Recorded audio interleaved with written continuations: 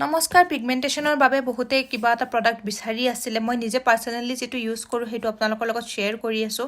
এইটো আপোনাৰ মুখৰ পিগমেন্টেশন বা কলা দাগৰ কাৰণে ইউজ কৰিব পাৰে বা টোনিং হিচাপে আপোনালোকে ব্যৱহাৰ কৰিব পাৰে একো স্পট নপৰিবৰ কাৰণে উজ্জ্বল হবৰ কাৰণে যেটা উজ্জ্বল বুলি কোৱা হয় বগা পৰা ইয়াত নুবুজায় আপোনাৰ স্কিনটো যাতে ব্ৰাইট হয় স্কিন টোন একেই থাকিব যেটো আপোনাৰ অৰিজিনাল বাৰ্ড স্কিন টোন হয় তা বগা কৰি এক্সট্ৰা কৰি নিদিয়ে হেতু সদায় মনত ৰাখিব পিগমেন্টেশন আতৰাব দাগ আতৰাব অকল মুখৰ বুলিয়ে নহয় যদি আপোনাৰ আন্ডাৰআৰ্মছ হাইপাৰ পিগমেন্টেড হয় ৰেজৰ বাৰ্ণ হয় বা আপুনি কিবা কেমিক্যাল ইউজ কৰাৰ কাৰণে কলা পৰিছে বা প্ৰাইভেট পাৰ্টছৰ সাইড যদি আপোনাৰ পিগমেন্টেড হয় তেতিয়া হলে তাতো আপুনি এই প্ৰডাক্টটো ব্যৱহাৰ কৰিব পাৰে মিনিমেলিষ্টৰ আলফা আৰবুমিন ইয়াত আপোনাৰ ফেৰোলিক এসিড আৰু হাইলুৰনিক এসিড আছে যেটোৱে আপোনাৰ মেইনলি স্পট ৰিডাকশনত হেল্প কৰে এদিন দুদিন নহয় কমেও 6 মাহ বা তাতকে বেছি আপুনি ইউজ কৰিব লাগিব আৰু লগতে যেতিয়া আপুনি এটো ফেসত ইউজ কৰিব সানস্ক্ৰিন লগাবলৈ নাপাহৰিব কেতিয়াও থ্যাংক ইউ